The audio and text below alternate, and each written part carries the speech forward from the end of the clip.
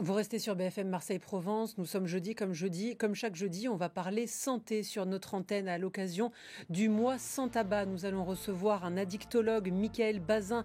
Il va nous parler de la cigarette, les modes d'addiction, comment arrêter de fumer, les aides dans le département. Tout ça, c'est dans un instant sur BFM Marseille-Provence. À tout de suite.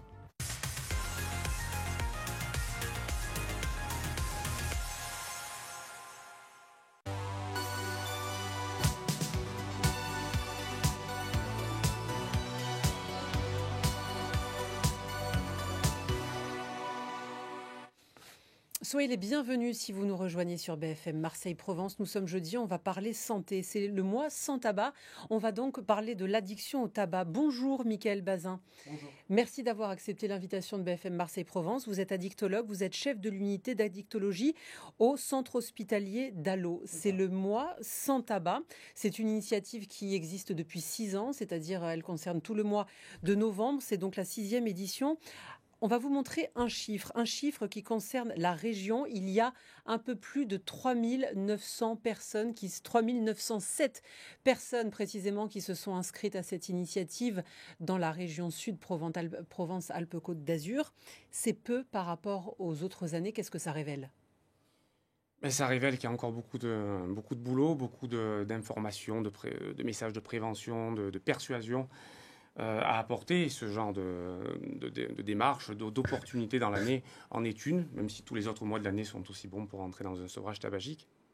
Avant de parler des méthodes pour arrêter de fumer, on va rappeler les risques du tabac, parce que les risques, ils ne sont pas seulement pour les poumons. Non, il y a des risques. Alors on pense d'abord aux maladies pulmonaires, mais il y a aussi des maladies cardiovasculaires qui sont largement augmentées par le tabagisme chronique et tout un tas d'autres pathologies peut-être moins célèbres. Mais la liste est très longue et effectivement, le premier message, c'est se sevrer du tabac, c'est s'éloigner de tous ces risques de santé pour aller collectionner, accumuler tout un tas de bénéfices sur lesquels, avec les patients, je préfère insister parce que les risques sont quand même assez connus par les gens et d'aborder la future démarche par le bénéfice plutôt que par le risque, ça a son importance sur le démarrage de la démarche. Par le positif, mais avant de pouvoir arrêter de fumer, il y a des personnes qui ont besoin de comprendre comment marche le processus d'addiction sur eux. Comment ça marche ? C'est un processus qui s'est installé sur des dizaines d'années la plupart du temps. Donc c'est une installation insidieuse. C'est une espèce d'équation à 3 paramètres entre un individu, un produit, donc addictogène. Aujourd'hui, on parle de celui-là, le tabac, mais ça vaut aussi pour les autres, ce que je suis en train de dire. Et un parcours de vie. Et puis une rencontre, un fonctionnement aussi social. Alors nous sommes allés dans les rues de Marseille aujourd'hui s'adresser à certains fumeurs. On leur a demandé pourquoi ils n'arrivaient pas à arrêter de fumer. On va les écouter. C'est une habitude, c'est le geste, c'est voilà, pour décompresser après le travail. C'est les fêtes, moins goût et la cigarette elle va avec. Je sais pas, c'est physique, c'est une addiction comme une autre. Réflexe, oui, ça reste une cigarette plaisir qui accompagne certains moments de la journée.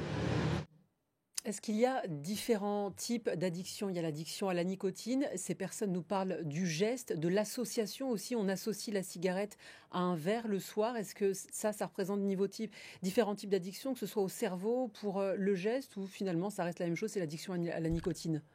Ça fait partie, tous ces symptômes qui ont été cités là, par les gens font partie de la complexité de l'addiction au tabac. L'addiction au geste, par exemple, est variable d'un individu à l'autre. Ce n'est pas un obstacle insurmontable pour chaque personne qui s'engage dans un sevrage, mais ça peut l'être. Et donc pour chacun de ces points, il peut y avoir une réponse, un accompagnement. Donc ce qui compte au départ, c'est de bien faire le point avec la personne sur l'analyse de son tabagisme, son ancienneté, son expression dans la vie de tous les jours. Et effectivement, avec quels autres comportements ce tabagisme est associé. Le comportement au travail, le comportement social global, le rapport ou pas encore au plaisir, ce n'est pas le cas chez tout le monde. Donc il y a une bonne vingtaine de paramètres à analyser au préalable avec le patient pour construire cette démarche thérapeutique qui va s'inscrire sur plusieurs mois. Et ça, il faut aussi le dire aux gens. Voilà, c'est qu'on arrête de fumer, ça prend quelques jours, mais ensuite il y a un suivi sur plusieurs mois. Alors comment on s'y prend ? Quels sont les outils avec ces différents types de patients ? Déjà, on part dans un sevrage adapté, c'est ce que vous nous dites. Oui, après cette analyse, Les grands messages, c'est d'abord le socle motivationnel. Avoir construit sa décision, que le patient soit d'accord avec lui-même, sur la raison pour laquelle, ou les raisons pour lesquelles il se fixe cet objectif. Et ce socle, il faut qu'il soit, comme tous les socles, en béton armé, solide. Et sur ce socle, on va pouvoir ensuite poser des méthodes d'accompagnement, d'aide, que sont souvent les médicaments, les substituts nicotiniques en particulier, et le fameux suivi. Parce que la bonne temporalité d'un sevrage tabagique, ce n'est pas quelques jours ou quelques semaines, c'est plusieurs mois. Il n'y a pas de chiffre précis, bien sûr. Parce que l'objectif dans tout ça, ce n'est pas se sevrer quelques jours ou quelques semaines, bien que ça puisse être une première expérimentation, mais c'est d'aboutir à une abstinence durable et confortable. Votre avis sur la cigarette électronique pour arrêter de fumer? C'est un outil qu'on utilise fréquemment, qui peut s'associer aux autres méthodes pharmacologiques, notamment d'accompagnement au sevrage tabagique. Il y a un commentaire qui me vient en tête, c'est à propos des jeunes, parce que en dehors de l'outil qu'il représente chez pas mal de tabagiques pour aboutir à l'abstinence confortable et durable, il peut être aussi un mode d'entrée dans le tabagisme pour les jeunes. Et les jeunes, c'est 200 000 encore aujourd'hui par an qui rentrent dans le tabagisme, alors pas que par la cigarette électronique, mais notamment par elle. Donc à la fois c'est un outil, et à la fois c'est un point de vigilance, quoi.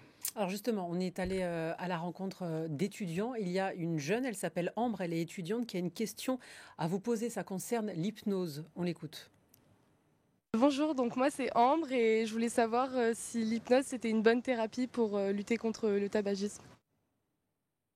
Alors qu'est-ce qu'on peut lui répondre? Ça marche ou pas l'hypnose? Alors, moi, ce que je vais lui répondre, en tout cas, c'est que je pense que ces méthodes... Alors, il y a les méthodes, classiquement, on oppose, il faudrait un peu ne pas les opposer, mais peut-être les voir en complémentarité, les méthodes conventionnelles, reconnues par les sociétés savantes, il n'y en a pas beaucoup, et puis d'autres méthodes, dont la célèbre hypnose, qui n'a pas réuni tous ces éléments de preuve encore aujourd'hui, mais que moi, je vois comme étant tout à fait complémentaires. Ce que je souligne avec les gens, c'est leur envie d'aller vers cette méthode alternative et complémentaire de ce que je vais moi-même apporter. Et si les thérapeutes, les différents thérapeutes qu'on est autour du patient, on arrive à se coordonner et que le patient recueille au fur et à mesure de son parcours des bénéfices, ben, tout va bien, moi ça me va. Une autre question de Valérie. Alors elle est pharmacienne, donc elle connaît le sujet et pourtant elle se pose une question. Bonjour Valérie, je voudrais savoir en fait quels sont les meilleurs conseils pour ne pas reprendre la cigarette. Pour ne pas reprendre une fois qu'on a arrêté. Alors, il y a certaines personnes qui nous ont dit arrêter c'est facile, mais ce qui est difficile c'est de ne pas reprendre sur le long terme, des mois, voire des années après, même pour certains. Oui, alors il n'y a pas une réponse unique. C'est tout l'enjeu, comme dans toutes les addictions, et je le disais un petit peu tout à l'heure, c'est le maintien, aboutir à une abstinence durable et confortable. Et donc, effectivement, ce n'est pas tout de suite. Les premières semaines après un sevrage, on est totalement dépendant, mais non consommateur. Et le but, c'est de devenir un ex-dépendant et toujours non consommateur. Et dans cet intervalle de temps, effectivement, il y a une probabilité non négligeable, et ça ne doit pas être un sujet tabou avec celui ou celle qui vous suit, que de décrire, si c'est le cas, une reprise de la consommation, qui n'est pas systématique, mais qui est assez fréquente. Donc c'est là que le suivi sur plusieurs mois, avec une bonne alliance thérapeutique, est essentiel. Les méthodes, c'est l'entretien de la motivation, surtout, parce que, comme tout ce qui est précieux et fragile, une motivation, si on ne l'entretient pas, ça s'abîme, ça s'effrite, et on augmente le risque de retourner vers le comportement de conso. Alors pour toutes les personnes qui nous regardent, c'est le mois sans tabac. Pour toutes celles qui ont arrêté de fumer ces derniers jours, on a parlé des risques, des méthodes pour arrêter de fumer, mais on va un peu parler positif, un peu les motiver. Quels sont les bénéfices et quand est-ce qu'on commence à les ressentir concrètement pour les poumons, pour le souffle, pour la peau même? Ça va très vite pour cela, c'est-à-dire la sensation respiratoire est rapidement améliorée dans les premières semaines après le sevrage. Donc ça, c'est souvent d'ailleurs illustré dans les consultations, alors que le patient dit je me sens effectivement mieux sur le plan respiratoire par des petites mesures avec des appareils portables, des analyseurs de CO, de monoxyde de carbone. Donc on peut mettre en parallèle cette sensation clinique d'amélioration avec des chiffres d'intoxication par le monoxyde de carbone qui baissent très rapidement. Et donc c'est un élément motivationnel aussi pour les patients.